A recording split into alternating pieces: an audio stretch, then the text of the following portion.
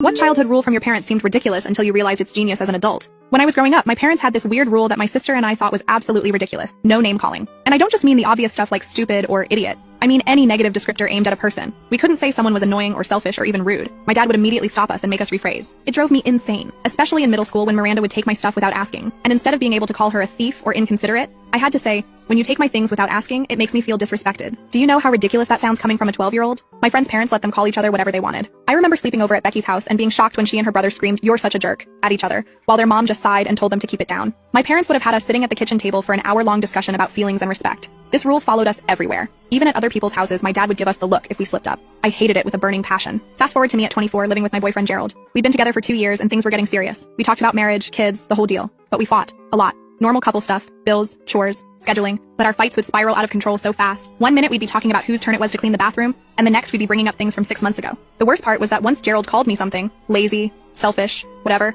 I couldn't let it go. I'd fixate on it for days. He thinks I'm selfish. Is that really what he thinks of me? Does he really see me that way? It would eat at me until I brought it up again, starting the whole cycle over. One night we had this massive blowout. It started because I forgot to pick up something he needed for work. He was stressed, I was tired, and suddenly he was telling me I was irresponsible and never think about anyone but yourself. I lost it. I started screaming back, calling him controlling and impossible to please. We both said awful things. I drove to my parents' house at 11 p.m. crying so hard I could barely see the road. My mom let me in without a word and made tea while I sobbed at their kitchen table. When I finally calmed down enough to talk, I told them everything. All the awful things Gerald had said, all the awful things I'd said back. My dad sat there quietly for a long time. Then he asked me, "What do you actually like about Gerald?" The question caught me off guard. I started listing things. He's funny, thoughtful, supportive, ambitious. Dad nodded and said, "And what do you think Gerald likes about you?" I gave a similar list. My independence, my creativity, how I can make him laugh. Then Dad asked, "Do you think Gerald actually believes you're irresponsible and selfish?" I started to say yes, but then stopped. Did he? Or was he just angry in the moment? Dad said something I'll never forget. When you label someone, you stop seeing them and only see the label. That's why your mom and I never let you kids call each other names. Not because the words themselves are bad, but because once you put someone in a box, it's hard to let them out. It hit me like a truck.